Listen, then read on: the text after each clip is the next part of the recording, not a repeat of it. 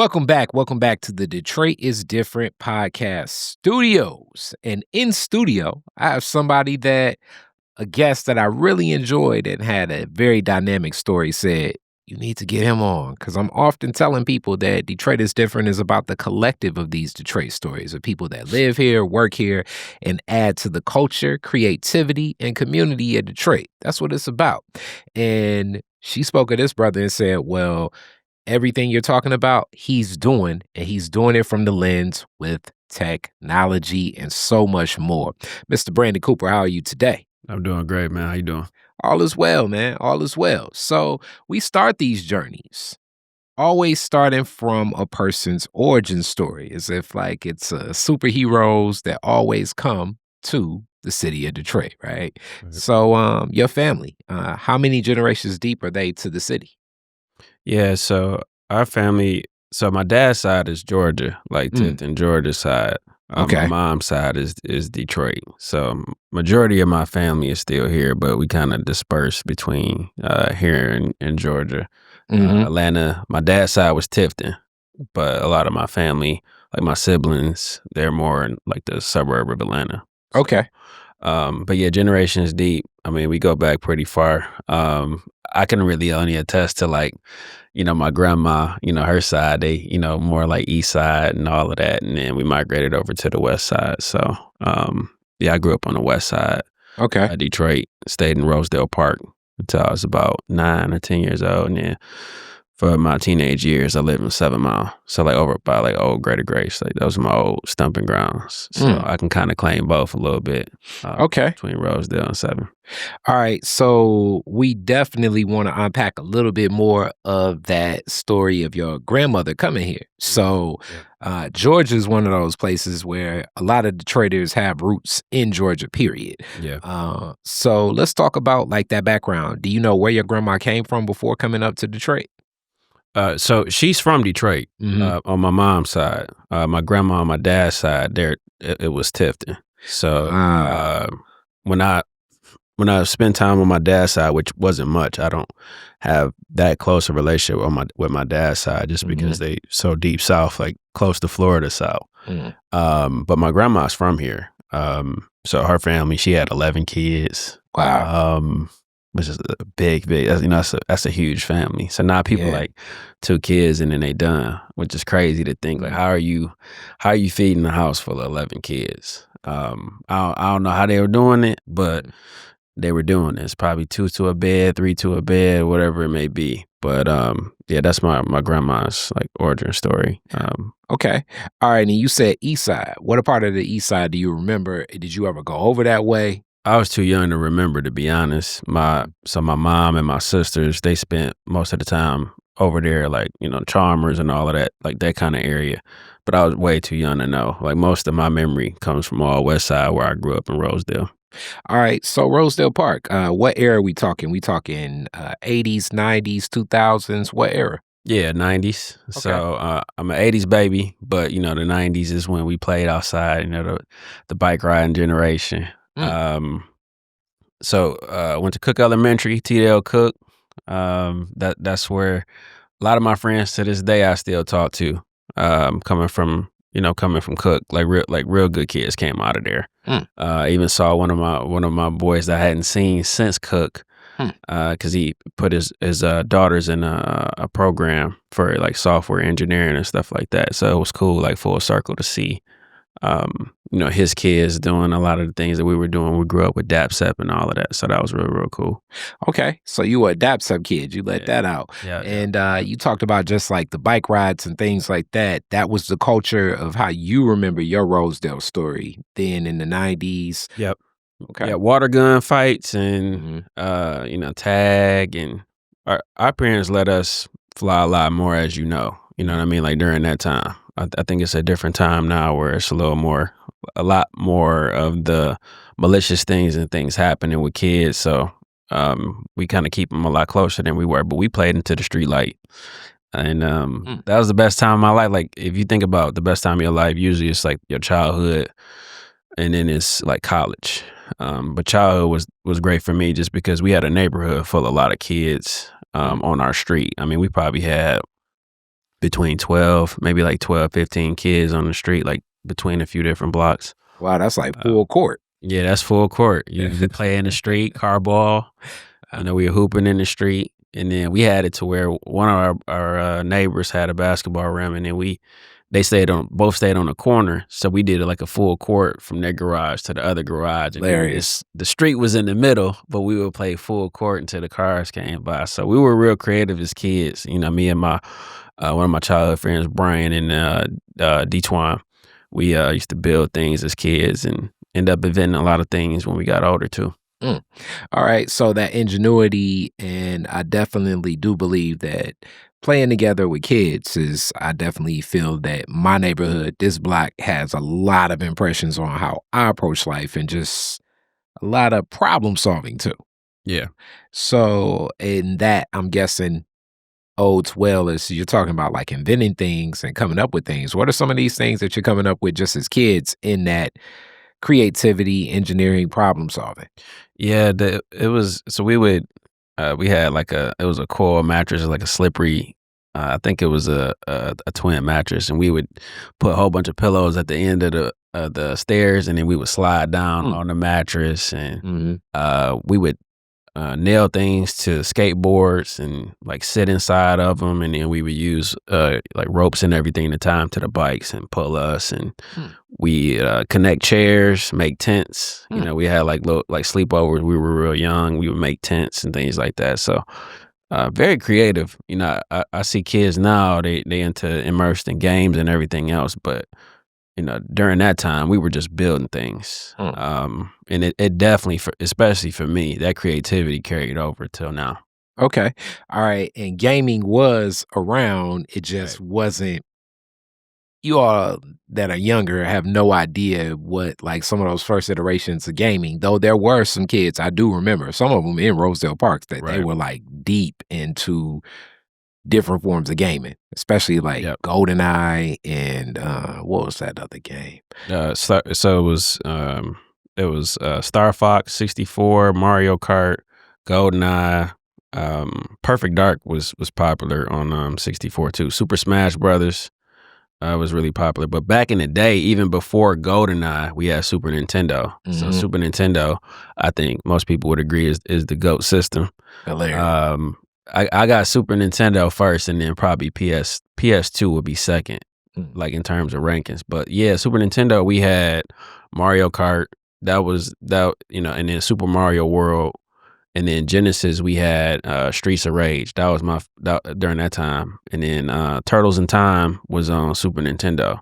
So Turtles in Time was one of my favorite games to play back then. Street Fighter, of course. You had Street Fighter 2 Turbo, NBA Jam TE. Those are the games that we were playing as kids. And then we would play a little bit, but then we running outside, going outside with the water gun, drinking from the fire hose outside. I mean, from the water hose outside, you know what I'm saying? We had a lot of fun as kids. I think it was a good mix. Yeah, definitely. I was a Sega kid, not a Super Nintendo kid, so I may push back, but Super Nintendo did have Turtles. It was back then. It would be certain games on certain systems and not on other systems for people that are younger. It just happened like that. Actually, part of the games would like be created by the game maker. So Nintendo would have Zelda. So like you play that exactly. Sonic would be exclusive to Sega. Right. That's really why I think I like Sega so much. I actually played Sega more, but I liked Super Nintendo as I got older. But when you think of like Streets of Rage and those games, that's all Sega. Okay. And I was just about to ask about your parents. So first off, condolences on the passing of your father. Appreciate it. And your mom. What did your mom do for work? And furthermore, I guess even before we even get into work, grief. That's something that's come up in this podcast a lot. Is it is a process that is lifelong for many. I really do think that it's a part of life itself, and having that understanding of it, and it's a spiritual journey and a mental journey and an emotional journey. What was that balance like? And what was that balance like, how you witnessed it through your mom's lens? Let's talk about that. I believe she did the best that she could do. And we didn't, lights weren't off. Water was never off. We never had any of those kind of days. So she figured it out by any means. She made it happen. And I think it takes a man to raise a man. It's even tougher for a woman to try to figure out how to have positive role models. And my best friends I grew up with, they were great role models to me, even though I wasn't around them as much. I just got, to be honest with you, I really got lucky. I never was in like real trouble or anything in school. My mom, she gave me free will. She really let me make decisions on my own. I could have steered and gone in certain directions and went to the wrong crowd or been around the wrong energy of people. But she put me in neighborhoods that were pretty good neighborhoods. When I stayed in 7 Mile, was a nice neighborhood. Rosedale Park, especially in the 90s, was a really nice neighborhood. And I think that matters. And I think if you're next door, like as they say, a product in your environment, if you're in the jungle, you got to be a lion to survive. But it's a lot easier to survive when the habitat is favorable. Okay. All right. And then also with that, I can imagine at that time is right now there's more research and data on carcinogens and cancer that's amongst us. But you're saying like we're around that same age, 80s, especially you think of a man that probably threw everybody possibly for a loop and a whole Yeah. family too. hmm You're just now, as you say, right before your birth. You're not even getting that opportunity. So this is running concurrent. So I can also only imagine Her mind frame, my mom. the strength. Yeah. Knowing he wasn't gonna make it, not gonna be there for me.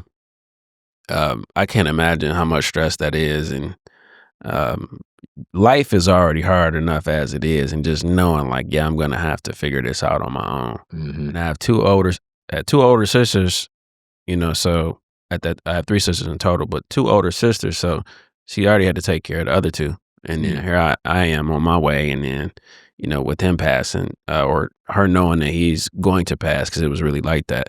I think that's just detrimental to the mind and the energy. And luckily for me, I don't know subconsciously what was all put in there, but that stress on a baby, you putting that kind of stress that you carrying as a mom, having a child in the womb, you're transferring some of that, and like energetically, you're transferring some of that trauma into that child. But I turned out okay. Yeah, and like I say, I haven't even met your mother, but just knowing that story already, like him tipping my hat to, like I say, what that journey in faith and emotional strength, and as I also say, mental strength in that. So 7 Mile, you say that community, that Greater Grace community, I think of that like 7 Mile, the Lodge, hmm towards Greater Grace Way. Yeah. And that community is also one of those neighborhoods where I'm guessing you're older, but Right. do you gather and connect with the neighborhood friends, the kids? Like, is it that same way as Rosedale, or is it Yeah. one of those things where it's like, okay, just a couple of people that you grab? Yeah. So the 7 Mile experience was really really fun, and Mm, that went over to different blocks. It was like 3 different blocks. We had friends on each block, okay. and then but most of that was basketball. So we would go to the park, we'd go hoop. Hmm. 5-6 days out of the week, especially in the summer. We were hooping every single day. Yeah. We stayed in shape, stayed at the court. Wish we would have been indoor. Our knees is with knees Hilarious. feeling them right now. You know what I'm saying? Hilarious. But nah, those were the days we didn't have no trouble in that area. A lot of friends that I know to this day still keep in contact with their mothers. In that neighborhood, a lot of people still live there. Their families live there. Some of them, like their grandmas passed, that had the homes, and they took them over, and they still stay over there. But they're like a lot of those people are like family to me. Even though I don't talk to some of them as much as I Mm. would like to, we still communicate through Facebook and everything else. Okay. All right. Now you introduce some school. Where you go for high school? High school, went to Oak Park my Mm. first 2 years, and then I went to Thurston for my last 2 years. Okay. My neighborhood school was Mumford, but my mom ended up, she sent me to OP, and then went to OP, and then went to Thurston for basketball. My cousin went there. We was just talking. I was like, all right, well, I'm gonna just go there, and ended up going there to hoop. Okay. What was Oak Park like for you? Oak Park was, how could I put Oak Park? Oak Park was very different because it wasn't DPS. You know, I was used to DPS schools. Went to Commonwealth for middle school. You know, that's a hood school. That's like off schoolcraft. You know what I mean? Like Wyoming type area. So all that was hood kids. Going from there and then going to Oak Park was a little different. People dressed differently. You know, it was more of like a fashion show. But we had fun, man. We would skip class every blue moon, like hoop in between classes we weren't supposed to be in, and me and my boy Win, we would just running through the hallway, getting back to class, you know. But Oak Park was cool. I think a lot of my friends from Oak Park, I have even better relationships after Oak Park with them than I did when I was at Oak Park. Yeah. As an adult, which is crazy, you know what I mean? Like crazy to see, because I saw them at the reunion. And it was a great night to see everybody, because some of those people I haven't seen since 2002. Wow. Okay.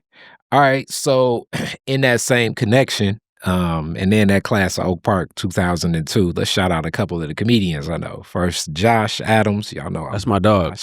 Josh is my And dog. Also, Clayton Thomas too. Shout out to Clayton That's Thomas my dog as too. well. So I talked to him a couple weeks ago. okay, Yeah. yeah. Both of them definitely have worked with through the Detroit is Different lens, and then also Dez. So Clever. yep. Yeah, that's my dog. That's my Okay. dog. All those my dogs. Yep. So a little bit of that culture just from their stories. I know a little bit of what that was like. Yeah. So basketball, I knew you were outside playing it, but at Thurston, you wanted to actually play organized. Right. What was, did you not want to play at Oak Park? What was the deal? Why did you want to go to Thurston to play? Because your cousin was there? What was the dynamics? To keep it a buck. So me playing my whole life, I didn't even try out freshman year. And then sophomore year, I tried out and didn't make the team, which never happened to me. Wow. I'm saying, like, making it, I'm killing in tryouts. It's a new program, but all those kids came from Roosevelt. So, you know, Coach Catula at the time, you know, knew a lot of those kids. He kind of had it preset who was going to be on the team. Yeah. So I was like, I got to get out of this program, you know, immediately. Like, it wasn't even no ego thing or nothing like, oh man, I had a real bad tryout or something like that. It was just like, you know, the whole basketball team was like, I don't know what's going on, but you know what I'm saying? So basketball was something you were real serious about. Extremely serious. Yeah. I played since I was, you know, maybe like 6. Started playing basketball since I was 6. And talent wise, I had a D1 type of talent, but it takes more than just having the talent. When you don't have a mentor, you don't have the right program. Like, you're not lifting weights, you ain't running with parachutes, you're not training after. Like, you could be the best in the neighborhood all you want to be, but it's players who have a certain pipeline or program that allows people to be successful, and then also understanding the politics. So the politics at Oak Park weren't for me in particular. So I decided just to shift gears a little bit and then end up going to Thurston to play there. Yeah, I was talking to years ago one of the student athletes that was at one of the schools where I was doing some audio some audio work, just showing them like different things on audio and video, and he was talking about going pro. And this may be 2000 and maybe let's say 13. Okay. Well, no, a little bit later, maybe 16. Let's say 2016. So much has changed for a lot of people looking from the outside in, and the stories look good, but just from really knowing Malik Harrison and his family and that journey that he was making at Renaissance, Yeah. some of these paths really start very young, like as you say, and the politics of it or just the relationships of it is very similar to business. The difference in business is you can have your life to do this. Yeah. In sports, because it's so age-based, like if you're usually not on that path, and I would say possibly around that, I graduated 2001.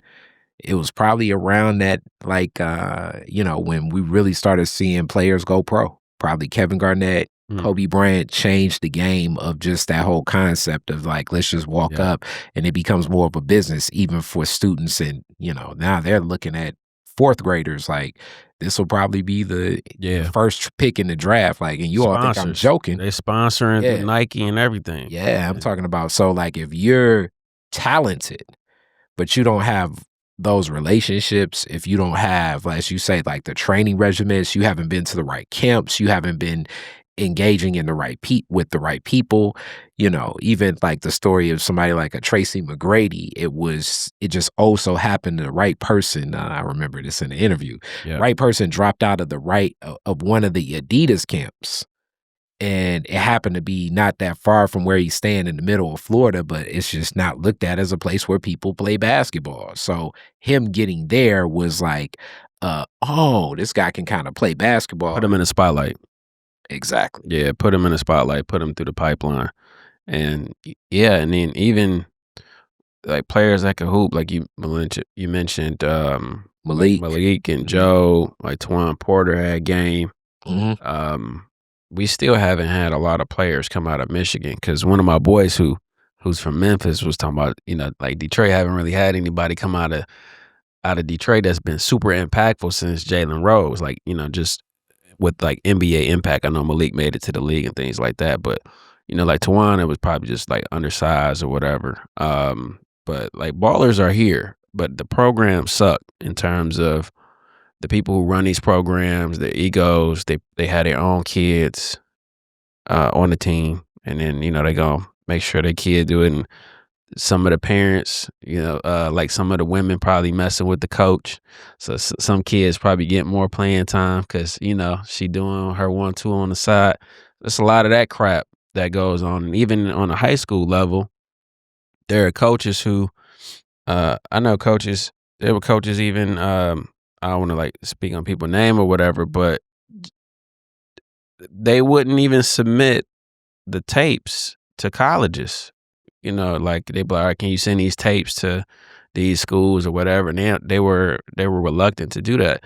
So it's just weird stuff like that happens in the politics of sports. And I think sports needs some type of committee, like an unbiased committee, where it goes through a certain pipeline up to college, to maybe even starting from middle school up, where a pipeline can be tracked to help these kids, to prevent those things from happening, where you can do assessments with parents and kids to say, well, maybe this school might be the best option for this kind of way you want to go. Because if you go to the right school, you can probably make the NBA. If you go to the right college, you might go to a D1 college that may not be, Kentucky and all these other schools. But if you can go to a Florida International, whatever, I believe they're D1, but like a school like that, and you can flourish a little better, it's better to choose a school like that, to where, hey, 20 points is 20 points. You know what I'm saying? You enter in the draft, like you're a bucket getter, you create muscle memory. So it's about parents knowing how to do that. And then also parents not being, using their kids as like their golden ticket. Putting the pressure on them, like let it come to them naturally, and then like try to instill that dog in them, and then you'll know by a certain age if they had that dog in them. And then the last thing is the height. You have to have a certain, like when you have a certain height, you get that growth spurt.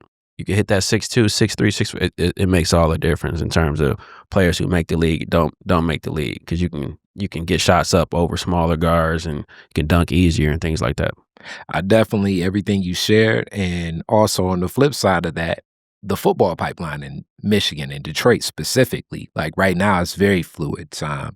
Last year we did My Mom's My First Fan event, really going to engage with Little League moms to interact with pro moms. And there's so many professional players in the NFL that are from Detroit now. So many more than even when I was a kid. So like if these programs and these institutions build those pipelines, build those relationships, that's really what it's about. So I do think that the opportunities easily could exist in basketball as well. But it's going to take some different changes foundationally.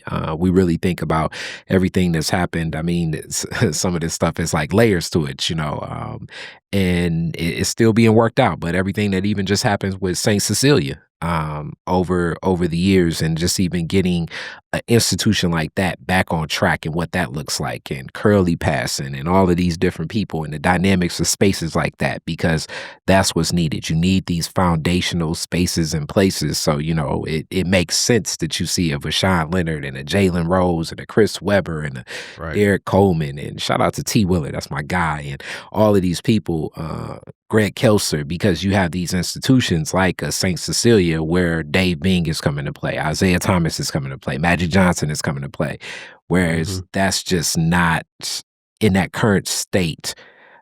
Even like the league that I forget it in LA, the Drew League and things like that, that clearly could exist here, but it just takes incremental steps and the right energy to be poured into that. I see all the work that Derek Coleman and that definitely kind of touches with T, and a lot of those are doing, and I look to see that grow upon.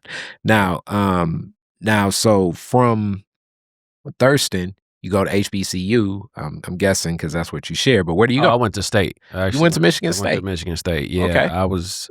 The decision I made was between FAMU and Michigan State. It was Wow. the last day decision. Wow. I'd already got into State, and then I got into FAM. A couple of my boys I grew up with, they ended up going to FAM. I ended up going to Michigan State. One of my older sisters went to Michigan State, and she had took me on when I was young. I remember it. I probably was I had to be like, man, maybe like 8 or 9. I'm probably mess up the age, but I remember what it looked like by the ice rink and going into the dorms, and I think they had Burger King in the Union or whatever at that time. And I remember all of those things, and I was like, yeah, I like this campus because Michigan State has a really dope campus. So I was like, yeah, I'm gonna just go to State. Okay. So you're on campus at State, early 2000s. And I often say that State has a different energy welcoming, like in the predominantly white institutions of Michigan. I think Eastern is probably one when it comes to like attracting Black students. Yeah. But State does really well as well. What was your State experience like? State was, I had a good hybrid of friends too. So Thurston was about 50-50. It was about half white, half Black. So it was more, it wasn't a culture shock for me going to Michigan State. I just ended up having a lot of friends, and you had certain dorms that had more Black people than not. You had Hubbard and you had Brody, and then Brody has its own dorms on like that side of campus or whatever. But State was dope, man. We partied real hard freshman year. Sophomore year partied real hard in the beginning, and then it started to subside around junior year. But I was already knowing that college wasn't for me anymore. I left in my third year. So I dropped out in my junior year. And I needed something different. So I ended up moving to Atlanta. I lived down there for 11 years after that. Okay, so, and you talk about your family already being down there. Was your family in Atlanta at the time when you moved? Yeah, they were already there. And we're talking now like 2005, 2006. About 2007. Yeah, 2007. Okay. So this is like completely in the Jeezy peak ATL, bro. Like, you talking about like a blessing in disguise. Man, being in the A around that time was crazy. Peak Gucci, peak Jeezy, peak Tip. Like, it was post Outkast per se. Like Outkast obviously was still running, like, but Outkast had disbanded. Yeah, they were the genesis years before that. You know what I'm saying? When because they're the ones that opened Atlanta up. But man, partying down there during that time, man, it'll never be replicated. I think from 2007 to 2000, I'm going to say like 14, 15. Wow. Unmatched. Okay. Unmatched party scene. Nothing like it. Where are the places you going? What's the vibe? What is capturing the attention? Because we hear so much about that era. What was it like for you to experience it? It was Crunks at Lil Jon. All of that. It was someone new all the time. You had the Young Bloods. You had who else? Like Gucci mixtapes were going crazy. Jeezy was going crazy, obviously, but it was party scene. So we were at places like Gold Room and Manchester Line, SO, You could party in Decatur. You go to Velvet Room. Velvet Room was one of the most popular places. And then getting a little older, you had the strip clubs. Obviously, you had like Magic and Strokers and Onyx. Like Onyx was like a regular club that people used to just go to, and then that kind of broke open the entire scene. But it wasn't any fighting going on. Like you could just party. And then if you wanted a good hybrid, you can go to Buckhead. You can go to certain places where they had mixed crowds. I forget one of the popular places out there, but like now, yeah, like Rose Bar and all those places. I don't even know if they're still open, but it was so many places to go. Club Miami, man, you could just kind of hop, Okay. kind of hop, and it was just partying, man. That entire time, all we did was just party. Definitely part of that. I've seen some of that Atlanta, not well, some of the clubs and even the strip club. Yes, Onyx would be where I would go. So just to feel the vibe, it was a moment in time that still it's just different right now. It's definitely different. It feels way more spread out with way more people. Really the number one thing I think of when I think of Atlanta right now is a traffic jam, but that's just just maybe me. It's trash, bro. ATL, I think, has, just on personal experience, I think they have the second worst traffic. LA is the worst. LA is for sure the worst. Yeah, it's like Atlanta traffic so bad. It's like people say, "Oh man, it's just gonna take you an hour. That ain't nothing." And it's like, no, Yeah. that's Yeah. right. I'm going one place. Facts. But back then, you could get at least, it felt at least maybe, young mind. It felt like you could go to at least 2, 3 places in one night, and it wouldn't feel like that. Right now, no. No, it's because everyone has moved there, and the vibe is different. The energy is different. When I went down there, it's a lot slower. Now, obviously, if you live in the burbs out there, you can have a good experience. But just in terms of like the scene, and it's people that aren't from there. Even though I'm obviously from Detroit, going down there, a lot of the people that are there, like the crime and stuff like that, it wasn't as prevalent. No, it wasn't as prevalent as it is now. Like Buckhead, people kind of they turn Lenox Mall is just, I don't even know what it is now. It's a circus. It's definitely it's a circus now. Some it wasn't like that. It no, was no. You could go to Lenox Mall and not have any issues. And Phipps Plaza is a lot, has always been a lot more like the pristine mall to go there, but it's night and day different, bro. 9 day. So when you're down there, what are you doing? What, not present day? No. What are you doing during your time in Atlanta? Oh, so during that time, I worked at the credit union. I worked at Circuit City until they went under, like right into the recession, and then Jeezy dropped recession. Obama and all that happened, and then after that, I worked at a credit union. So I was an IT manager there. And after that, worked for Apple. So I worked for Apple around 2013. Okay.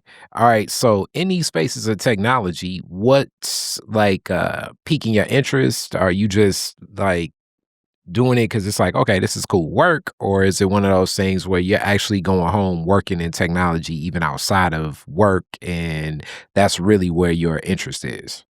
Yeah. So the missing piece, connect like the puzzle pieces. So I was with Universal Music Group during that time when I first, I don't want to say when I first got out there, but was signed to them. And then I saw where the energy of the field was going. I was like, well, I want to go into tech. I just want something a lot more chill. I realized like that life wasn't for me. You know what I'm saying? But my uncle got me into computers when I was in my teenage years. He would have all these computers in his basement or whatever. He would teach me things. But then I just kind of circled back. It was more of like a full circle moment where I was like, well, let me just, we've always been consumers of tech. And then, Circuit City, I was just selling stuff and everything there. And then I was like, all right, well, I want to be a builder of tech. So I was like, well, let me just start getting into the field and just start poking around, like looking into how to get with a company, learn the ins and outs of it. Apple obviously is one of the, top companies to be with. So I was with Apple for 7 years. Wow. Okay. I was gonna say, so Universal Music Group, I'm guessing you're performing. Right, correct. Okay, and you're there in Atlanta as this is happening, but you're also witnessing this shift because that is that time where, as my rap days, and I remember my producer's like, "Why you still want to press CDs?" It's like, "'Cause I can count them," Yeah. So, but That was the last period too mhm, of the like printing physical CDs and yeah, pressing it up. Before a music artist, you spend a lot of time, pressing those things up, doing the marketing, the studio time, and the ROI on it. It's not there. The music industry is, I don't want to say it's one of the worst industries because if you're a big artist like The Weeknd or someone like that, you can do really really well. Obviously you can do deals with Live Nation and like if you're a Bruno Mars type of artist, but if you're an actual rapper, it's just not for you. You know what I'm saying? It's just not a good space to be in. Not to mention, all the stuff that's happening with rappers and everything else. I kind of had foresight on a lot of those things. So I was just like, nah, doctors and lawyers, they can go home to their family and be chill. You know what I'm saying? Like it's really, especially present day, it's just no benefit of being famous. So it's just a lot better to kind of duck off into different industries that's a lot more chill. I concur with you on many levels. Some of the most dangerous moments in my life have been associated with being connected to hip hop, even though I love the art form, I love the music a lot.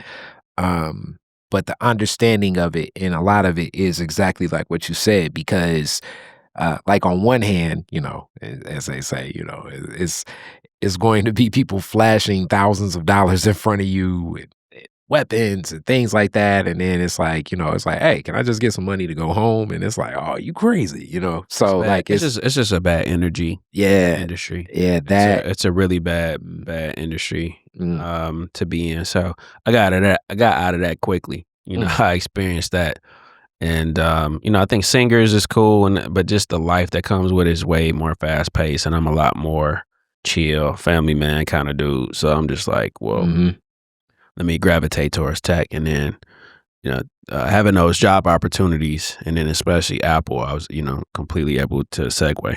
Okay. And then I also want to add this as you talk about the technology. The other thing that's tough about any musician, and I'd even put the weekend or the large acts, it's like you're going to be furthest. Now, you may be first to get paid up front, meaning like you'll get advanced some money, but you're last on the list when really the pie gets cut up. Which is crazy. And you're the one, especially if you're the one writing it. You have Right. to you have to be a writer. You have to understand what they call like mechanical royalties and the money right now is in shows for music artists. Yeah. And I'm just more of a fly on the wall, just like looking at the industry and stuff, but because I'm not active in it, obviously. But they're making money off shows, and then some artists are getting 360 deals. Like you said, even when they advance you the money, that's money you got to pay back. So Yeah. It's a loan. independent is where it's at. If you look at artists like Tech Nine, Mhm. they understand the business of things. Tech Nine shows are sold out. You know Yeah. what I'm saying? Like there's a different frequency too for certain artists. There are artists who speak on violence and attract violence and all these kind of things, and then there are certain artists who are more to chill. Nobody gonna bother you. J. Cole, like, conscious, Kendrick, you know what I'm Mhm. saying? Mainstream conscious is what I would call K Dot and Cole. And Mhm. you have like the Tech Nines who are like, they could probably walk past most people and people won't know who they are. But, Tech Nine is on the Forbes list, for being in music because they understand the business. Mhm. And then you have the other, like the most impressive artist to me is Wiz Khalifa, because Wiz Mhm. Khalifa didn't have a big artist. Like 50 Cent had Dr. Dre, Eminem co-sign, Mhm. J. Cole had Jay-Z co-sign him, Big Sean, respect to Big Sean, uh, Kanye West, like, these different artists that help them hit another plateau. But Wiz Khalifa straight went from that piff. He was putting all his mixtapes and everything on there and went real independent, you know what I'm saying? And then did the distribution deal. I think he had with Rostrum Records or whatever. But then now, he's now branded into cannabis, obviously, which is his swim lane anyway. But he was doing that where it was like, oh, you shouldn't be on camera, smoking weed. But Wiz was like, nah, I'm gonna be Wiz and do me. And now he's elevated himself to, because most of like a lot of our people aren't going to a Wiz Khalifa concert. But Wiz Khalifa has people from all over the world. His show is and it's sold out. I'm very aware. And it's funny you bring up Tech Nine because closer to like some of my last days really being active performing. We're doing my DJ. I got some tickets to the Smoking Grooves tour, and my DJ was DJing. Shout out Drummer B, especially everything he does now with Space Bounce and all of what he's doing with Ghetto Tech and Techno. He was at Movement, maybe at Movement tonight. You know, we recording on Memorial Day, but during that time, it may have been like 10 years ago, and we're looking at Tech Nine, and I'm like, that's the guy you got to follow because I used to work in a record store, and then I started looking and following. But he has a whole top to bottom machine, as you're talking about, like vertical level market. We're talking Claude Anderson, Black Labor, White Wealth, where it was, the tour, it was a Sunday night, and then it picked back up in Chicago on Thursday night. But their Sunday night here at Pine Knob or DC Theater, whatever it was at the time, right? And I was like, you see that Talib Kweli, Nas, and everybody else is gonna just go to Chicago, hang out with the people they know. I was like, you see that Tech Nine has a show in Grand Rapids, he has a show in like Iowa, he has a show in like all these offshoot places because he knows he's built these relationships over time, really from a formula that I think was started through what, even though it's definitely different music from what Esham was doing in hardcore, and then kind of followed up with what ICP, Insane Clown Posse, was doing, but then just seeing from what Tech Nine really monetized even more upon everything. And like he has trailers, he had the tour bus, he had merch. It was like a whole, I was like, you see what this is? And more so than that, he had teams of people from Missouri hired to do all of this work. I was like, this is a whole machine within itself that you can see that he's operating outside of the lens of the lane that even Live Nation is giving him. Yep. So that's like precisely independent in comedy. Is so funny because I was just telling my guy, I think Ali Sadiq is doing that right now in delivery systems. And that's really where I'm at, where you're talking about knowing that technology is even stepping into music because it's the distribution system. Yeah. And that transaction where you already see this pivot happening. Right. You see that and you're shifting. Yep. You have to shift. And you have to, I think foresight is a gift too. Like you can be smart enough to see something coming when it's mentioned pretty early, and you can do research on it and kind of jump the gun on it to get ahead of the curve. But having foresight years in advance is really, really a gift. I was speaking on AI and music probably in 2008. You know what I'm saying? Like AI is just breaking out the shell in 2020. And I was telling my boys, like, document it, PowerPoints and all this stuff. I was like, yeah, you can use this to, create the voices and all this kind of stuff and make the songs and all. I was doing that in like 08, 09. Wow. I think, I'm trying to remember, I don't know if that was LimeWire because Napster was 99. Yeah, Kazaa and BearShare and all of that. But whatever the year was when LimeWire was the most popular, I want to say was around the time I started thinking about like what the integrations of AI is going to mean to music and everything else too. Yeah. Okay. All right. So you're there with it, and now you end up just like taking these different steps into tech. You go to Apple. What are you doing at Apple? Yes, Apple, I was a senior advisor. So software, hardware, work with the engineering team. They would bring issues up to me when they couldn't figure things out. So when things happen on a Mac, iPhone, any device, anything Apple related. And then I also oversaw creative media department, which is like Final Cut Pro, Logic Pro, Main Stage, those kind of things. So I did that a little more towards the end of my tenure at the company. But before then, it was all iOS and Mac. So anything on a Mac computer, like disk utility, working with the hardware, partitioning hard drives, recovery, anything on a Mac, I can, pretty much troubleshoot. Wow.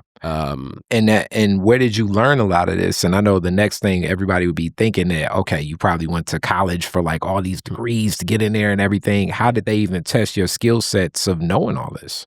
Yeah, really, it was really just self-taught because everything in my life was all PC. Like we grew up on PC. So my experience working with my uncle at the time, who actually passed away, the one who introduced me to it. Rest in peace. He passed away. Appreciate it. Yeah, he passed away, but everything he taught me was on PC. So I knew how to troubleshoot PC, and I was an IT manager at the credit union. So I know how to troubleshoot everything on PC, but Mac, I had zero experience with Mac when I actually got hired. So when I got hired in there, they saw my background from just being in technology in general and everything I had to learn from scratch. Okay. And then also just like the cultural shift, it being in IT, even if in a workplace, there's a thought process of, I know, I think it was Saturday Night Live used to even have a skit about like who the IT guy is. Like IT has a culture within its own. You definitely don't think like no cool brother gonna come up to you and be like, "Hey man, what's going on with it?" You know what I'm saying? Like, Word. how do you shift, especially coming from hip hop too? Right. Over to this space, just in the culture and knowing the rhythm, because I know that Yeah. starts really from credit union over. Right. Yeah. And I think I look at it more, those are more experiences that just help me just sharpen through experience. But a lot of things I just innately just know how to troubleshoot and fix. Mm, So like Circuit City didn't really teach me anything. Being an IT manager at the credit union didn't teach me anything. I really just in my downtime just kind of learned on my own. But yeah, it is definitely a shift because I can go kick it with people in the hood and be like, "What's up? What's good?" You know what I'm saying? And then you like, "Hey, Brandon, we need you to go speak at Google," and then I can just flip that switch and I can mhm, talk anybody off on that panel. About any of those topics. I can go from blockchain, cryptocurrency, AI, quantum computing, where you want to go, and then just when people start talking, certain switches get turned on, and I'm like, all right, cool, let's go down that rabbit hole, and then mhm, we can have conversations. From so after like the credit union, because the credit union I got fired from, like they had this policy, or whatever. They were just firing people. mhm, And during that downtime, I learned about meditation. So that's when I was meditating in 2011. So I started meditating in 2011, learning how to like balance your chakras and things like that, and learning about energy, learning about Sephogia frequencies, learning about binaural beats, how to like change your brain activity through like listening to certain sounds and headphones. So it creates what's called like an isochronic tone in between two. Like there's a different frequency in each ear. mhm, So it's one hertz, like the hertz in this ear is different from the other one. So they alternate. And when they alternate, it creates a different frequency in the middle in your brain, and it changes your brain activity from when you studying and all this kind of stuff. So I started learning about all of that and Qigong and all of that, and how like moving energy in your body create like removing blockages and things like that. So when I got on that path, it was a wrap because I understood like, okay, this universe is my playground. So I can manipulate energy to download information.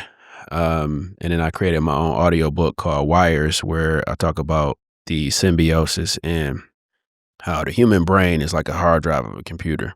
So if you watching the news or you listening to violent music and all that, you really just downloading viruses into your hard drive. mm, Now you have to spend time getting those viruses off your computer, your body. mm, And then like prayer is almost like an outgoing call.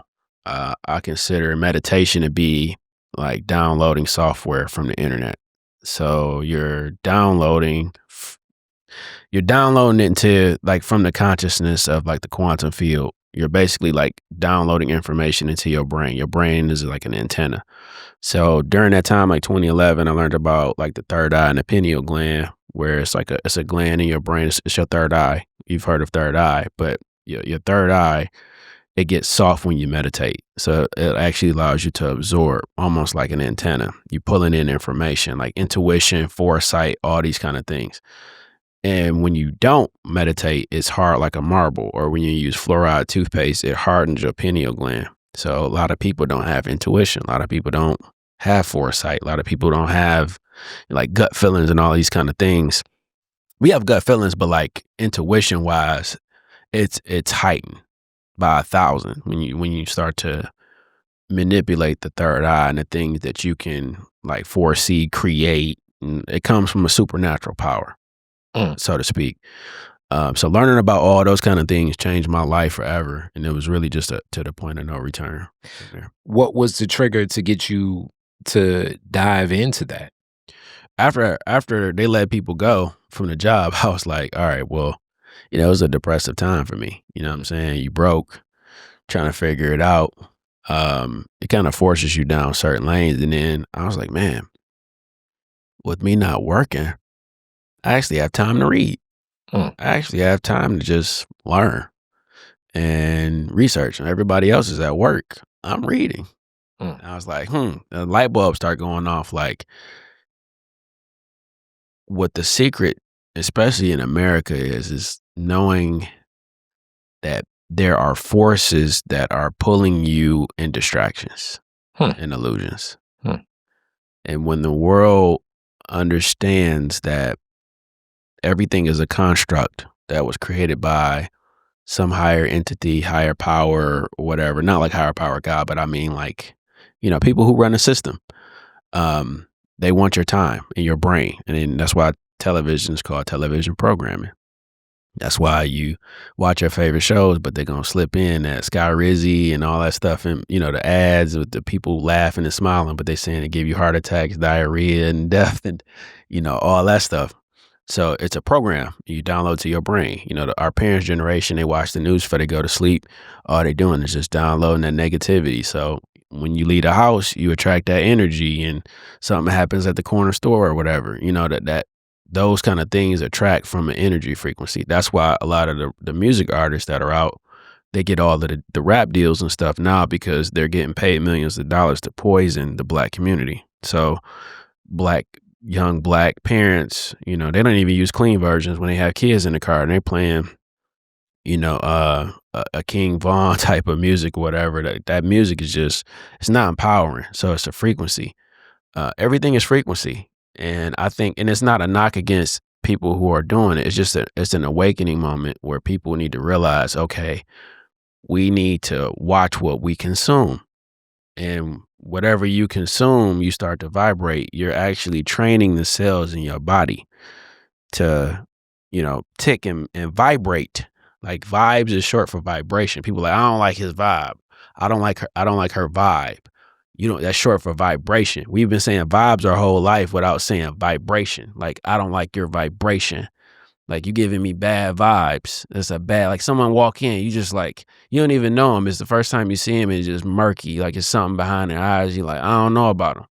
You know what I'm saying? Like, Mm. and everyone has their, their stuff about them. Like we're all flawed human beings, but like you can just see behind certain people's eyes. Some people know how to mask it really well, but energy just doesn't lie. I would say this, you're unpacking a whole lot that, boy, it's like I want to go on a couple of the Khary classic Detroit is different rants on, but let's start with meditation. I definitely think that as I follow a couple of things, and even you speaking about Qigong, which is shout out to Bryce Detroit, and that reel right now as we're talking currently, many people talking about the breathing, respiriting, respiration system, as he said. I was like, yeah, that makes sense. I can follow some of this line in logic and just speaking from your diaphragm, breathing from your diaphragm, how that can align and go through your heart. You talk about the gut relationship to the head, and a lot of this is it sounds out of sorts because it's not necessarily what we're used to hearing, but much of what you're aligned with, especially when we talk about meditation, and I'm big into meditation myself. Um, and it's a calmness, and I like the way that you expressed it, and I can concur on many things within it. And I often find myself through meditation, really my realm of meditation welcomes in a lot of the energy and the spirits of a lot of the ancestors that I feel like are always with me. But that's the time to really Yeah. connect and pull in that information. Right. And I do feel that through those walks and paths and meditation, similar to the people that really get deep into practicing Tai Chi, the Yeah. deeper you go, you can get into different realms of what we consider, I know this about to scare people, reality. And these different arcs of reality, it's an alignment there, but that preparations you talk about with that third eye, knowing where you're going, knowing how you're traveling, and all of this is so different from each person. And now I want to talk about hip hop, as I say, the art form I love most. And I've said this on this podcast a lot, and you being a person that's performed it as well, your take is going to be a lot different, possibly than others that I share it with. I think that hip hop, I think the King Von music should stay the same. but I think that it just needs the right preface and the right disclaimer. It needs the right context, because that's really what's so missing from some of the stories connected to the flippant manner of not just the violence, but even the arcs that I'm gonna call into like a reflection of like self-hate that you can be. I like that term you're saying, like download into it. Like a energy in that presence that stands. And even to the other term you talked about, on that vibration and on that frequency. Because oftentimes we're looking at people, and if we're, downloading so many of these arcs of insecurities, fears, you know, um, all of that angst towards the vulnerability that it takes to even make human connections, that's only going to harm us. And depending upon the lens, as you even talk about with the news, Lord knows I live in the type of neighborhood where most people would be like, oh, it's crazy over here. But it's back to like what energy you come with, how you Yeah. connect with people, and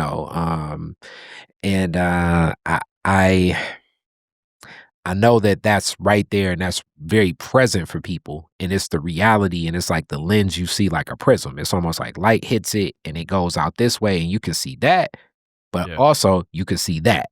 So it's like, what do you see? Do you see that, or do you see this? Or do you see the light that you didn't even look in that direction? And this long explanation of how I think we're consuming and how we see things, I really do have to uplift. It definitely has some impacts that many people, I don't think, can even get back to. You talk about that intuition, just the logic of having understanding and moving forward from some of these same tragedies, because that's the biggest challenge that exists in communities like this. Hence, Yeah. why I'm really pushing forward, and that's going to move forward. Shout out to Donovan McKinney. It's going to happen. We're going to do it together. But I really want to do a why would you shoot somebody for them? Because guns are so prevalent in our society, just American society itself. Hmm. Is seen as a conflict, as a tool of conflict resolution. Whereas most times in my life, just from the whole concept of the way that violence is presented, I've never really seen it resolve the issue like it does in the film. Real life, even if, your cousin is a stick-up kid, meaning your cousin is a person that goes around and robs people using using a gun, right? It's not like that. Usually that person turns around and that he gets shot, and the family of the stick-up kid says, yeah, he kind of had it coming to him. No, I haven't seen that reality. I've seen the reality. I don't know why he didn't give it up. Why you got to kill my cousin? And then it just only escalates, and it stays in these pockets of grief and angst and violence and causing more chaos. It's like one thing becomes more chaos. And I do believe in the Eastern philosophy of, in chaos, it comes opportunity too. And a lot of those opportunities is many engines that can capitalize on, even our healthcare system, like you speak of. I mean, that's the biggest industry. So it's like, if people ain't sick, we ain't gonna make no money. But it's also back to like all these other problems, because if you are calm, because that's the other advantage with meditation. If you are calm, if you have that time to be reflective, if you can sit back and not be moving fast, that kind of slows dollars from moving. You're not going to be Yeah.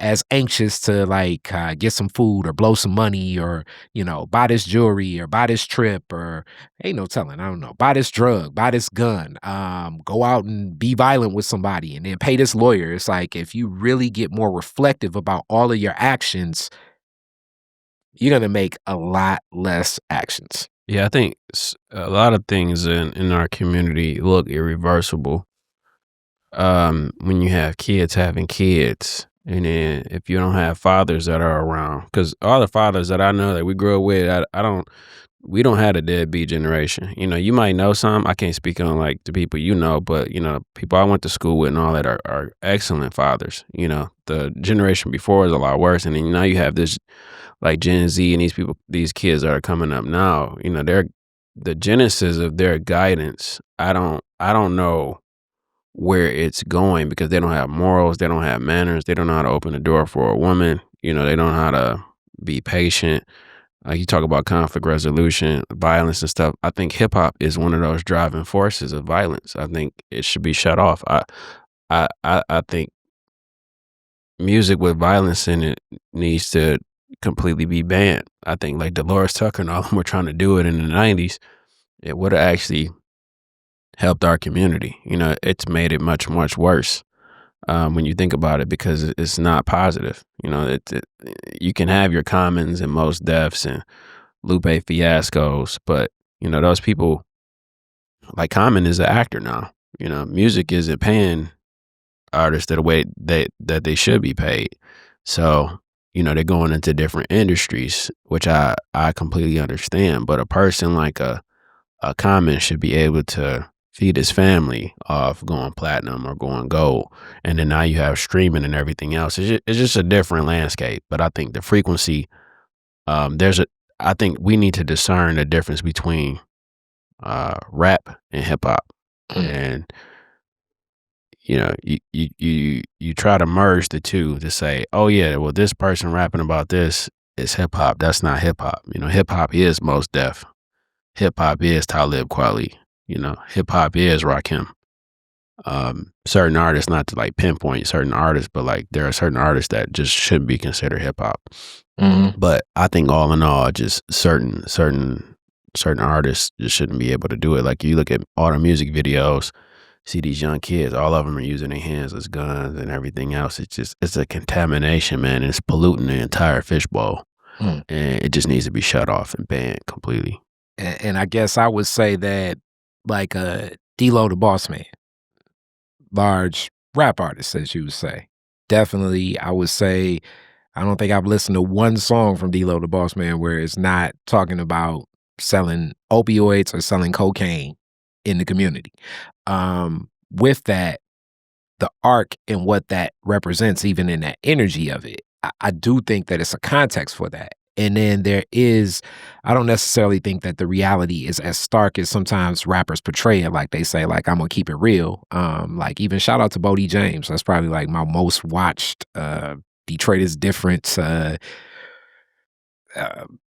piece on YouTube, and his stories of selling opioids, using opioids, growing up with a father that was a police officer and all of this other stuff. Like it, I think it's a context for this, but the challenge becomes, like you say, I know that this music is marketed really to 8, 9, 10, and 11-year-olds, which I don't think at that age you can contextualize the layers of what's going on. It's subconscious. Know what's happening. It's subconscious programming. Like people don't think. They don't think you're emitting a frequency through sound. Like if I asked you right now to give me a full day of one of your second grade days, you couldn't do it. But if I tell you to rap Jay-Z, change clothes or any of that, you can go bar for bar. Music resonates and rotates and stays in the brain better than anything else. That's why they do it in commercials and in marketing with the the big drug companies or whatever. They'll put songs into it, or even just marketing for a Super Bowl or Burger King. Have it your way with the You Rule and all that. Like it's like, okay, it programs your brain, and you're like, man, why do I know this song? Why do I know this beat? How do I know what they're gonna say next on the general commercial? Right. These slogans, all these things have catchy tones to them. Liberty, liberty, liberty, whatever. That is still like music. It's a flow. You know what I'm saying? So the kind of music that is emitting that frequency of a child in a car or whatever, they're subconsciously pulling that vibration in. Like even when, like if I'm taking my son to school or whatever, we listening to like Neville Goddard or Napoleon Hill in the morning, or Wayne Dyer or Abraham Hicks, and we're playing that in the morning on his way to school, and he's listening to that program in the mind, and they're talking about how to attract energy and affirmations and ask formations, right, which is different from affirmations where it talks to you in a point as if it's already occurred, opposed to putting things in the future, because when you put things in the future, they stay in the future. But if you say I am, I am means it already happened, already exists, and the mind can't tell the difference between what's false and what's true.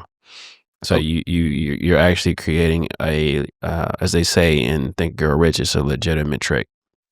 yeah, that's going into, I mean, my degree's in marketing, but marketing is a lot along the lines of definitely nerd out in social science and clearly in psychology. But you're talking about like neuro linguistic programming, where we're programming our mind as it doesn't necessarily, as they say, it's like, how does your mind not know the difference? Because it doesn't, and even speaking, as you say, I am, and a lot of the psychology of that. So yeah, I, I could imagine that this was going to be something very interesting just because some of what I've heard, just the bits of your life path.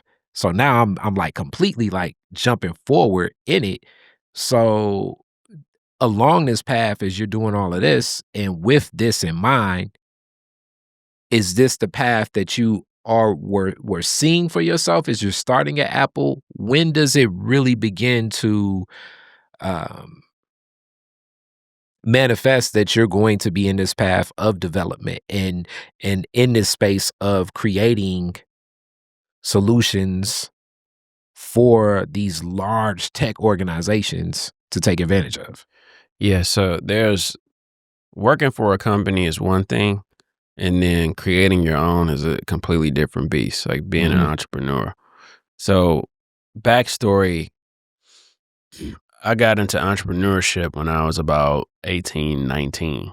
So, uh, I would say music is one of those things. it's one of them because you have to figure out like budgeting. Um, you gotta get a tire. Being able to afford like different clothes. If you're in music, you gotta wear something different every time. You got social media, it's harder. You gotta buy even more and more clothes. Oh, I just wore that last week, or I just wore it 2 weeks ago. I wore this in this interview already. I got to change that. Those kind of things are more the things that didn't exist during that time for me. Mm, But entrepreneurship. So let me like at 19 when I really took it serious, it was network marketing, mm, and I remember I was even on campus and I was building up the organization you build, which called your downline and all that. But, people are like, oh, that's a pyramid scheme and all that kind of stuff. But what it teaches you is cold calling, it teaches you sales, it teaches you team building, teaches you doing meetings. All that stuff it's really like the movie Slumdog Millionaire, where, as things start to occur, it unveiled the answer for the test that you need later. And those things, Think and Grow Rich, how to win friends and influence people, mm. Rich Dad, Poor Dad, Carnegie. Yeah. yep. And then Cash Flow Quadrants was the one that really woke me up and slapped me in the face, where it Mm, kind of discerns the difference between employees. There's like 4 quadrants. So if you can imagine almost like like a chart that has 4 mhm, different squares. There's an E quadrant for employees, S quadrant, self-employed, B quadrant for business owners, and then the I quadrant. And then learning like the tax benefits that you don't get being an employee. Self-employed people, it's a great thing, but it's almost like you own a job. You can't really leave. And then the business quadrant is where you have a business, your business is running. You can kind of leave, take vacations when you need to, whatever. And then the I quadrant is like Warren Buffett. That's where money is making you money. Compound interest. You've made investments. You're not even spending your own money. You're kind of using other people's money. And I saw a video on that when I was still in college. The first time I saw it was Catch for Quadrants was my freshman year of college. And then I circled back and got serious about entrepreneurship and circled back into network marketing a few years later. And then ended up leaving college, stopped doing network marketing. And that's when I started to delve into like Apple, these kind of things. So while I was at Apple, I still knew I needed to escape, right? I still mhm, needed to figure something out. One of my first inventions was an app called Proximity, where you basically, you walk into a room and it's like almost like every person in the room has their own Wi-Fi. mm, So like you have your own Wi-Fi. Whatever you make discoverable, I can basically search, and if you're nearby, I can click on it and I can have your LinkedIn, mm, email, whatever you allow to share. I can mhm. just get everything in one snap. So comedians, music artists, general networking, if you're at tech events, whatever, you could just click that button and then You there. You there, you got them into your Rolodex pretty much.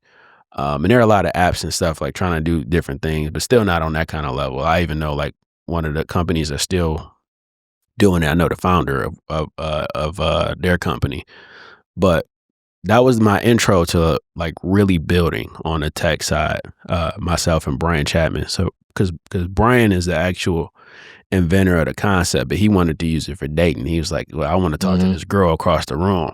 And I was like, nah, I was like, we can refine this and like, let's turn this into like business or social, like the way to network. And then we, co-invented on that. Yeah, that was the intro. We did a lot of different projects. I did another project, his company, we made a beer pong app for like beer pong trick shots. This was like when the app store was first rolling out. We were probably the first African American app to hit the app store. I don't know what like that data was, but at that time it was more. All right. It wasn't a thing. And for Black founders. Let me let people know, because in my journey, I've done some apps for some different people. So getting in the Play Store, that's where like the Android, Google stuff is.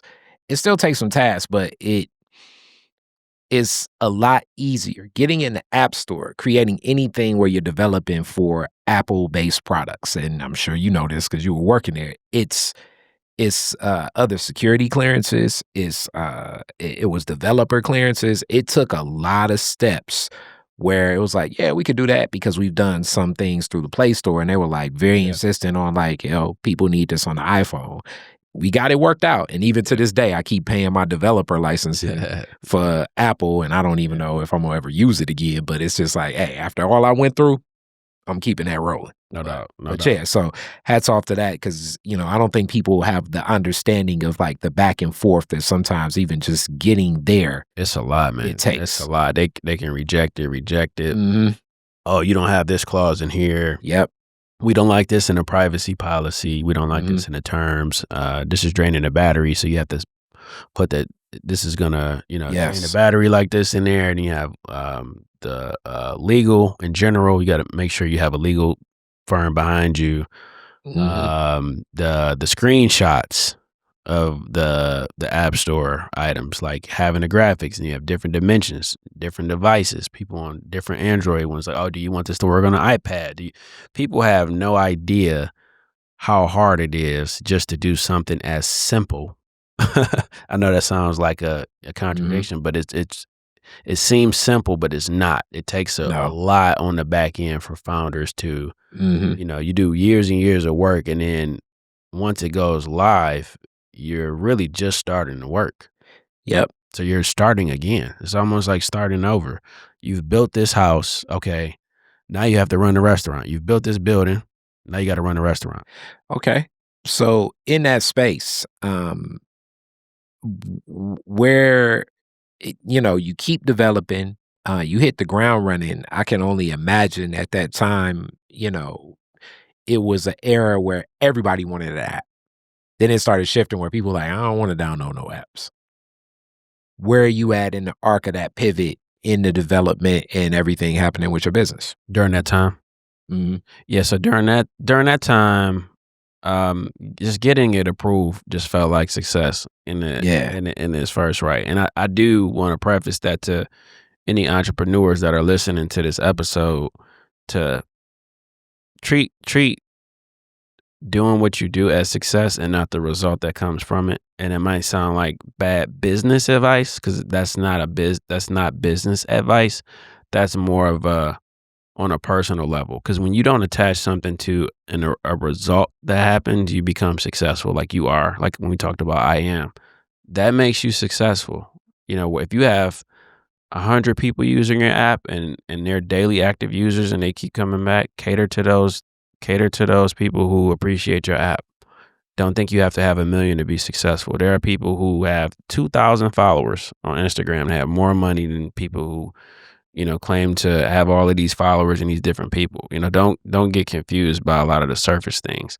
But yeah, during that time, there was a period where people were like, no, I don't want to use any apps. But I think what changed it was like Uber and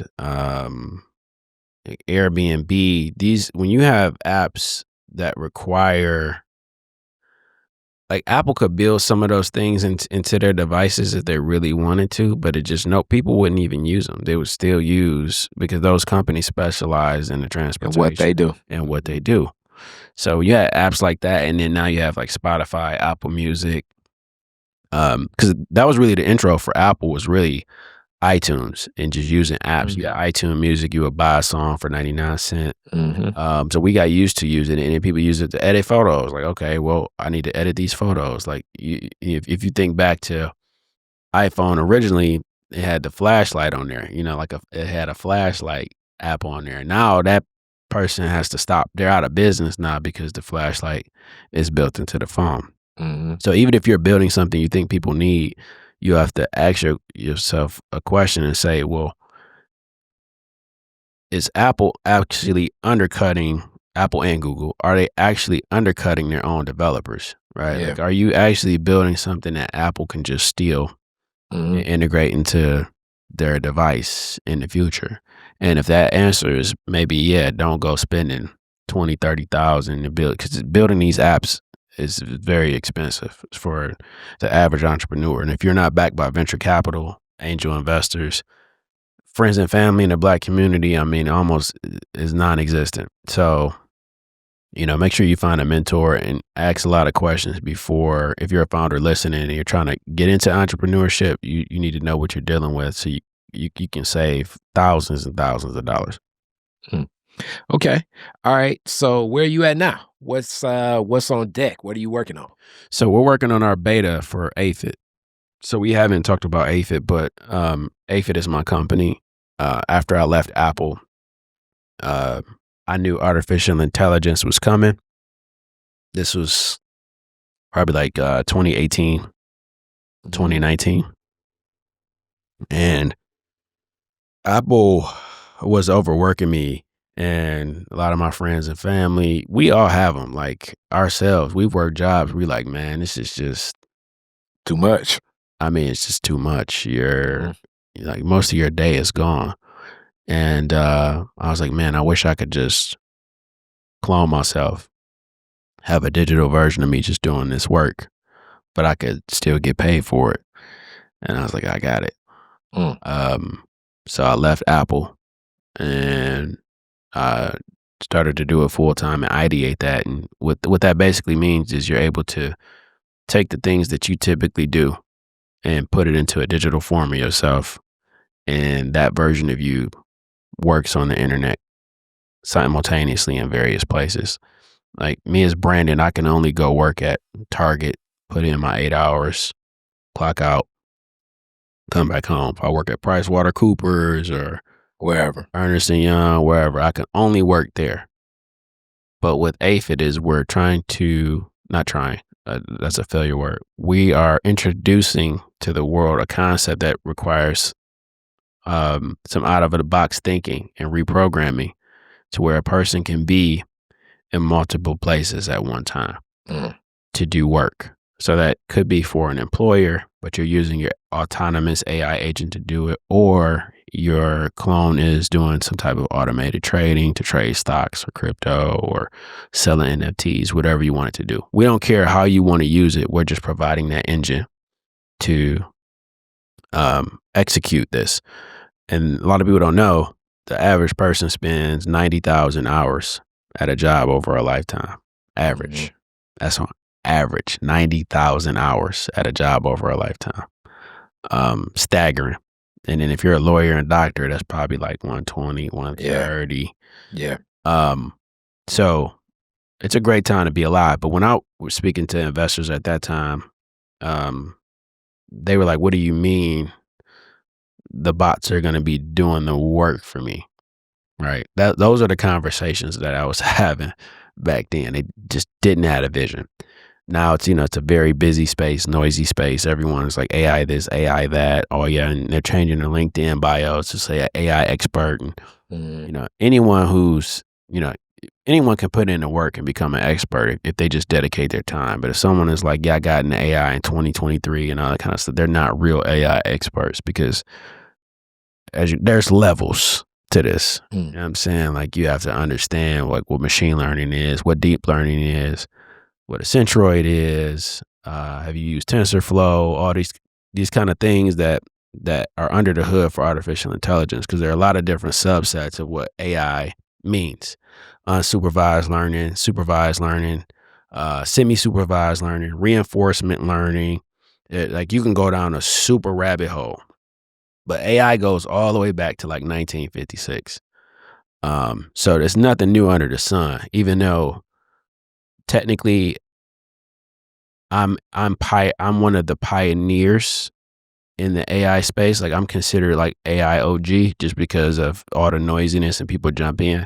AI has been around since Alan Turing, right? And if you've never seen The Imitation Game, watch that movie. But he's the founding father of like the personal computer and artificial intelligence. He's one of those people who really spearheaded what exists today. So none of that exists. I say that to say none of that exists without those people. But to answer your question about like where we are today, rolling out this beta for people to introduce their personal clone, so people will have access to talk to your own digital clone right out of the gate. And then the phase after that, we're going to create certain environments where your clones can actually work outside of just people going to talk to your direct clone chatbot. But we have to introduce it into a way where people can digest it, because, you know, it can get really, really complex, especially for people like, you know, urban community. Like, people don't really understand anything outside of GPT. They're like, oh, well, yeah, I use GPT and it's cool. You know, I need to, you know, create something for a flyer or something like that. I need ideas. So it's a great time to be alive in terms of using generative AI, where you can, like, you have Claude and Perplexity, Gemini, create images and things like that. So a lot of jobs are about to shift. Graphic designers are going to have to shift into being AI engineers. AI can even do coding now. There are tools that can actually build code for you. So learning how to, what they call, create file structures in code, how to take that code, build it out, is going to allow a lot of Black and brown founders especially to not have to rely on venture capital as much as we used to. The analogy that I used when we talked about music then was like, get signed to a big, you know, Def Jam or whatever, Universal, right? They sign you and all that stuff. But now artists are more independent. Founders are about to be the same way. They're not going to need venture capital. They're going to use AI to launch their companies. Now they don't need $3 million to launch their company. They can actually use AI to build their company and get right to revenue and users right out of the gate. If they want to get angel, friends and family, you know, friends and family is like, you know, you're getting money from friends and family. For people who don't understand what I'm talking about, friends and family round is you just talk to friends and family and say, do you want to put in 5,000, 2,000, 10,000? You scrape it up. And then you put them what's called a cap table. So you can see who owns what percent of the company at a certain stage of a company. So that it's a capitalization table. It's called a cap table. After friends and family, you're like, well, all my family members are broke. What do I do? You have grant money, pitch competitions. You know, they make Black founders kind of scramble for crumbs. And, you know, like, we have to try to source it and everything else. It's a joke.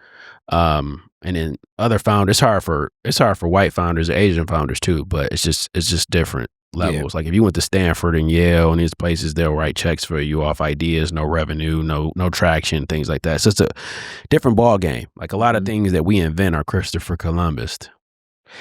I definitely think that that holds true of Black creativity in a Western civilization for forever.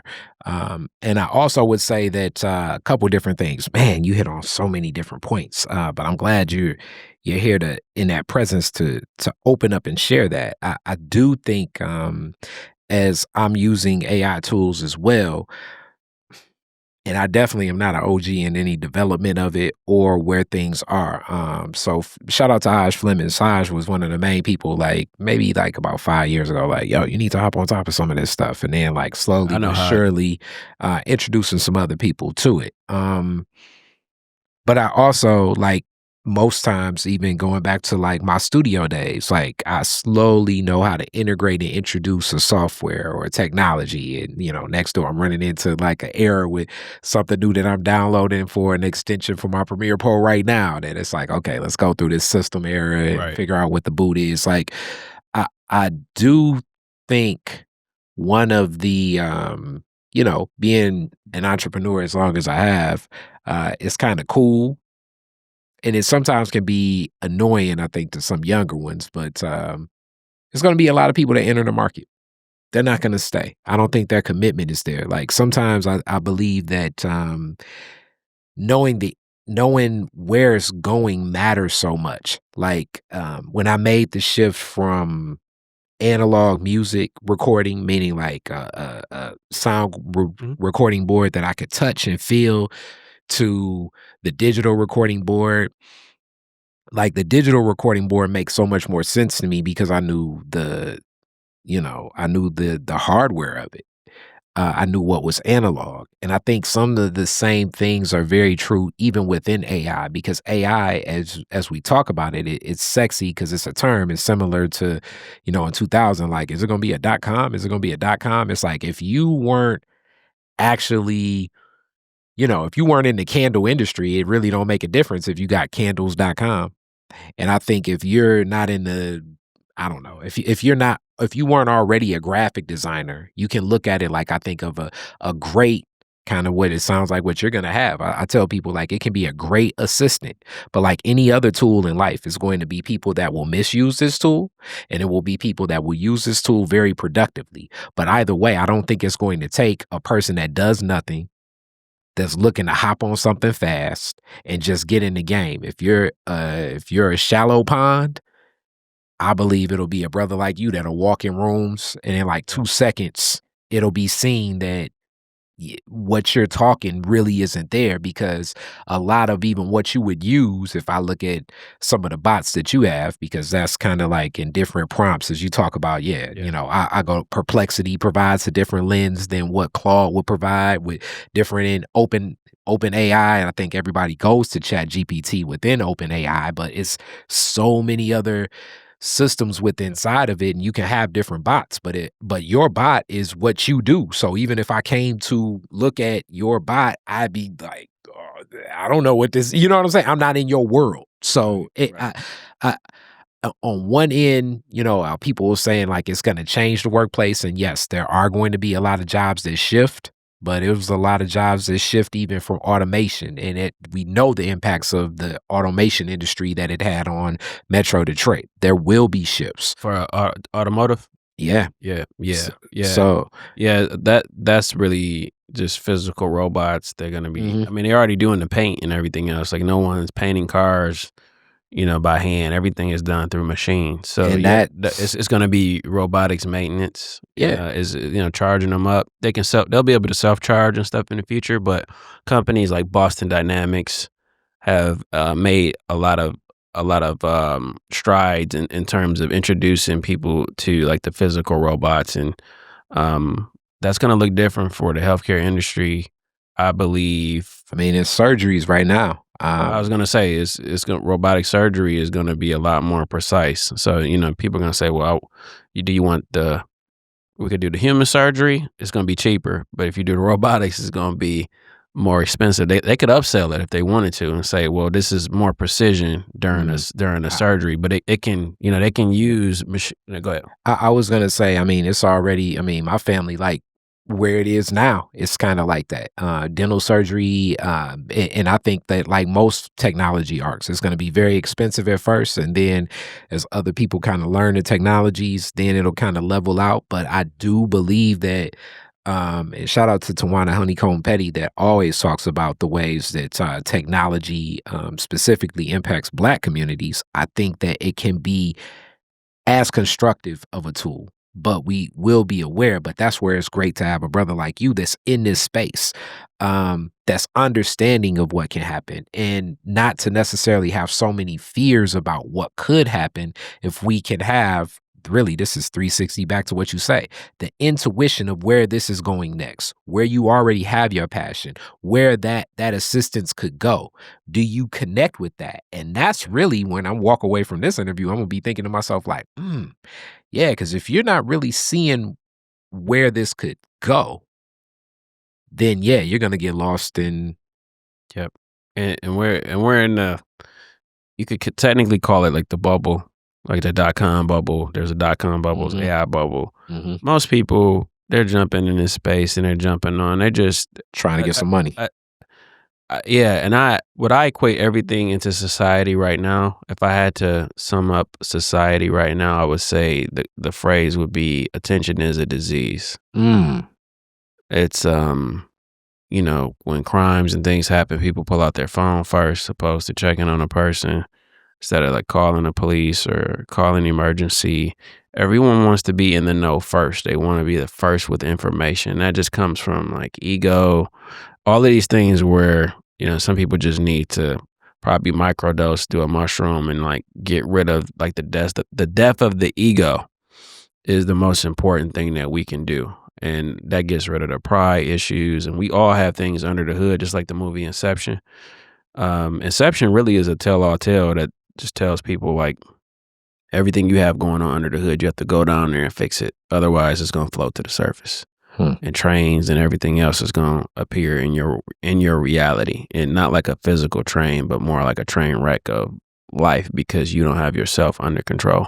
But attention is a disease, man. I think when people jump into the space like, yeah, I'm an AI expert and all these kind of things, and like, yeah, sign up for my workshop, it really waters down the people who've been in this space and who are really, really building and really know what's going on. I think it's great, but it's gonna subside. Like things go really Very high, much so. like NFTs. Like Mhm. everyone was metaverse, and it's Mhm. quiet. No one's talking about the metaverse anymore. Yep. NFTs, and NFTs is gonna come back. So Yeah. NFTs is gonna come back, but NFTs is gonna be used for art. NFTs are gonna be used for music. NFTs are gonna be used for like real estate. Intellectual property, like that's what NFTs are going to be used for. And then they have like RWA, now they call them like real world assets, those kind of things. So all of that is going to gear towards real world, what they call real world utility. The introduction to crypto, the introduction of NFTs, these things are going to bring the fatty people. The introduction of AI, this is I'm calling it introduction to AI, but this is like where mass adoption. This is what's considered mass adoption. Mhm. This is fatty for people. They're going to jump on. And in 2-3 years, everyone in their LinkedIn bios, AI is going to be gone and it's going to say quantum. And then everyone's going to be, oh, well, in 5 years from now, yeah, I'm a meditation expert. I can teach you how to do these kind of things. But, what people need to put most of their time into is information, but not attaching the disease attention to it and just doing things organically. I would say, and I want just your take, because even with, I think about the young guys that work with me, shout out to my team and bringing on just the intergenerational connection that I have, that I've added to the layer of that. I think it's really just seeing the vision as you kind of started with. I think that's even more important than the information. If you don't have if you don't have the personal utility Right. to even the information, it's almost like life is just passing you by, I feel. And I would hope, and that's where I believe the creativity is so important because if you can tap into that creativity, Yeah.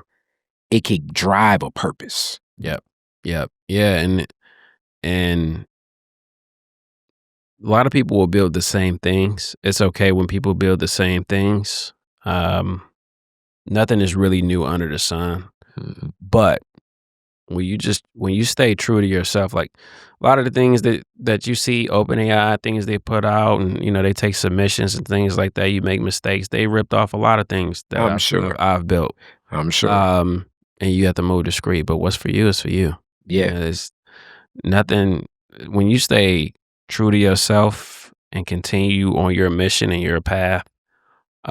There's no weapon formed of what people can do to stop you. And you build community and you talk to people and it's organic because certain people just look at them, and it's not because of a skin color, things like that. It's energetic. You like, I don't trust them. Like as much as Mark Zuckerberg might be like, yeah, I just not care about people and this and that. It's just gonna be like, yeah, okay. Mhm. Like you gonna look at him and be like, yeah, that just doesn't read right. I'm not saying Mark like he's a bad person, these kind of things, but because I I don't know him, I but you would get what I'm saying. I would say I'm gonna go back to, and I never played organized, I just played more pickup basketball. I would say it's the right vibe for the right person that reaches whatever that goal is. And you also talked a lot about arcs of success even. I think that we should definitely define what the barometer of success is for ourselves, which is definitely way more in process than in the result. And as you say, that's definitely not I don't know if I want to say a business perspective, but I would definitely say like an investment perspective. That's, no investor wants to hear that, but that's just the truth. And that's always really been the farce that I've challenged with all my business degrees and stuff, Right. even in class. Like the thought process of, I'm going to invest in your business, Brandon. Like because yesterday your business made $1 million. And okay, and you made that $1 million with 10,000. So let me give you 20,000 so you can make 2 million. I'll take one and you take one.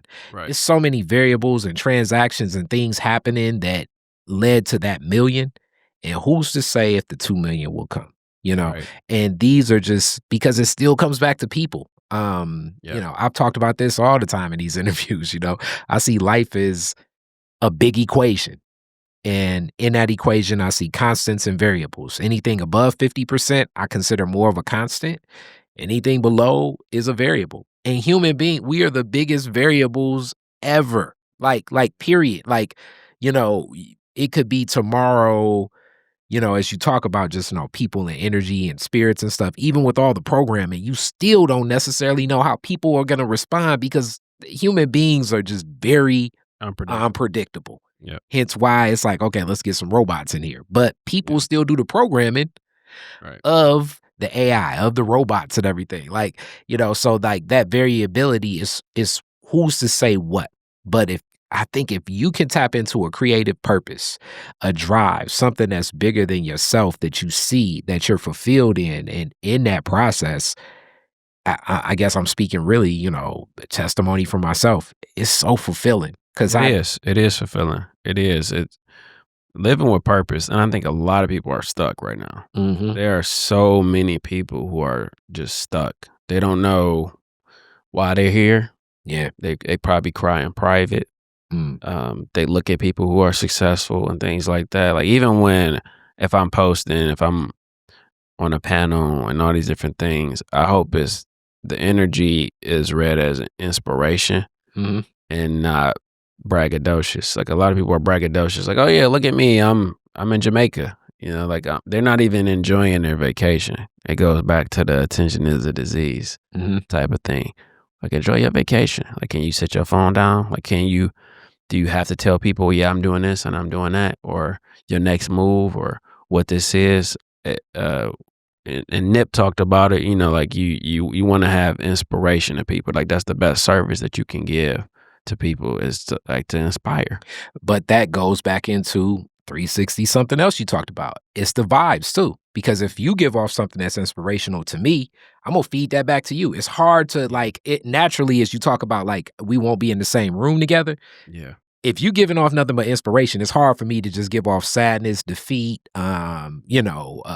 depression. Like Yeah. I'm gonna find another space, which goes back to even the Mark Zuckerberg thing. Like, and not saying like we say, I'm not saying, anything. I ain't never met the man. I know a couple people that have, but I would say pick up basketball. If we catch the right vibe, then that's who's to run with.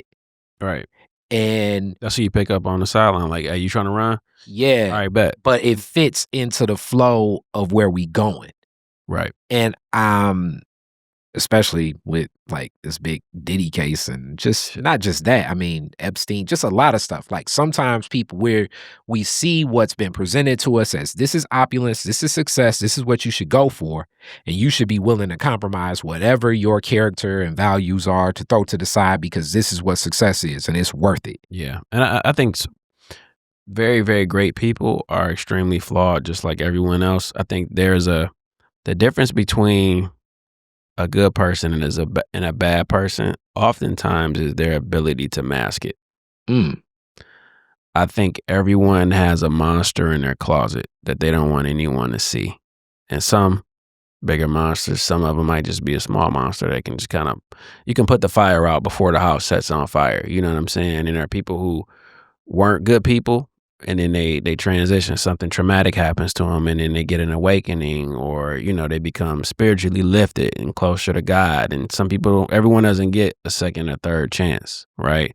But I think forgiving yourself for the things you go through life and the decisions that you probably thought you shouldn't have made. Just know, if you're still here and breathing and listening to this conversation, you're here and you have a chance to start the day anew. I, I love that. I love that point. And as we transition to a close, I do got to add this. And Lord knows, it definitely is not in as high of a vibration, but I do think that this is aware that people should be aware of. And this is one of those challenges when we deal with power dynamics. Some of that ugliness and some of those monsters, but yes, everyone is flawed. We're born into sin. That's one of the arcs in Christianity that I agree with. Now, in agreeing with that, our path and our journey through what that is, and having that courage and character and whatever those noble acts, which should feel more natural and more fulfilling to us, will be walked. But I do recognize, especially in certain spaces and places dealing with power dynamics, the oppression, the exploitation, the degradation, and putting people in destructive and compromising positions creates a different power dynamic to continue to move forward. So it's certain people that are presented to us as great that have other other controlling mechanisms of them. Usually a lot of those insecurities and fears, what they're vulnerable to while they're in that position. So that's another thing that I think a lot of times people need to sometimes walk with pride. Sometimes you're not in that room because it was already known that your energy didn't match that room. Your vibration kept you away from the negative energy field that you didn't need to be in. And and then and the fame monster is a monster in itself. And I think it makes a lot of what's happening under the hood, like Inception, just kind of float to the surface. And level one, it's like, man, you see like the unraveling of Kanye. It's really sad to see. I mean, It's not really, really just sad to see. even on a small, like you talked about, you'll have a news appearance soon, and I've had a news appearance, but just even, we talked about Josh. Here go a classic Josh story. When Josh was opening at the Fox, it was so funny. I'm just sitting with Josh and just the people calling him. Some people they got his number through other people. Like, hey man, you gonna be doing something? I wonder, can I come on stage with you? So sometimes the energy is the energy connected to all these other people because they're projecting that, like, okay, through this opportunity, when I meet Brandon, because Brandon's going to be in the room with Jeff Bezos one day, and I know, like, I love Brandon, but the minute that I go there, then you know what I'm saying? Bezos going to really connect with Detroit is different because this is, I watched 2 articles of him, and then, like, that starts weighing on you, and that starts weighing on you, and then people start responding to you different. I mean, you've been an athlete, too. It's like it creates a new strange reality. And you talk about especially a guy like Kanye, I assume he probably hasn't had like just that real person saying like, yo, if you don't take that Ku Klux Klan outfit off, what are you doing? I think in this circle? You know what I'm saying? Like, what are you doing? I think for Ye, it's definitely probably should be on medication. I don't want to speak on someone, but very much so. To me, it seems, because he said they diagnosed him with being bipolar and stuff when he was younger, and I think Tupac has some of that too. Like, they have these really great points in them. Gemini. But then you can see when, like, the movie Split, you can just kind of see when a different personality kind of kicks in and the entire mood changes, right? And with that, some of that grounding, and I definitely think that there are medications, but as much as those medications, it's those energies of being around those people that'll be like, yo, my G. You know what I'm saying? Like, I'm not going to entertain this. Yeah, some people have ego, and need to be grounded, and then other people need medication. Some I people think some it's people need both, I would say both. but sometimes the brain activity of a person who's mentally ill can't control it. Like, they can meditate all they want, but if you're bipolar, it's just Oh, something you can't control. You know what I'm saying? I think there are some exceptions, but most of the time, the celebrities and people we see, a lot of that is their ego and certain, they forget where they come from, and they feel like they're, higher than thou. You know what I'm saying? That you have to keep good people around you. And the problem is you don't know who's leeching you, what's organic and what's not. And people know, like, usually who, people that you're around, you kind of know who was there before. And there are also instances too where you meet people who are extremely successful. I was kicking it with Lily Singh in LA, and we she talked about me for 25 minutes.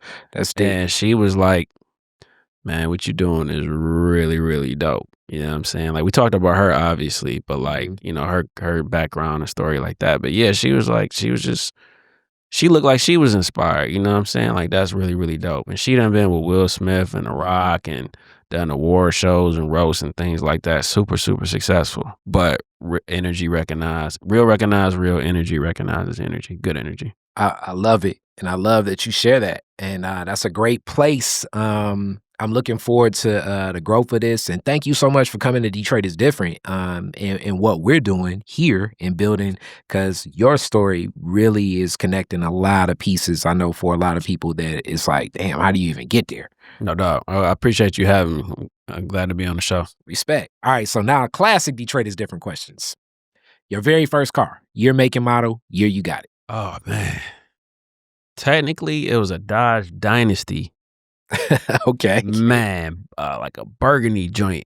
I don't even know the year, man. I'm a completely mess up the year.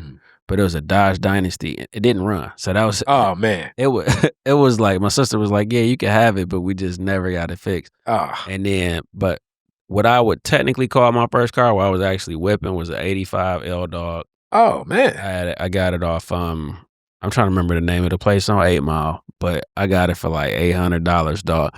And I was riding in that old school. It was burgundy with the beige inside, had the sunroof and everything. I was riding like with the old school L Dog.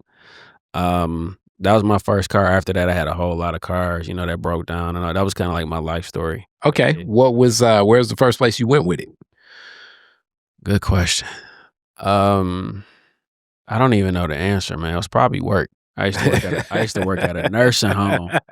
So after I got my car, I was glad I could get to work. I was like, hey, let me go to, but it was either going to school or going to work. Okay. Yep. All right. You're the DJ at the end of the fireworks. Woodward and Jefferson. You get to play 2 songs. What songs you playing? Blade, Come Roll, and Return of the Mac. Okay.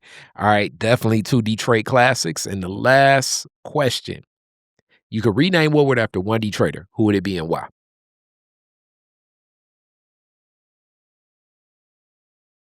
See, like, Rosa has her own street, right? So, Stevie's from here, right? He is from I want to say Muskegon, but he spent a lot of time here.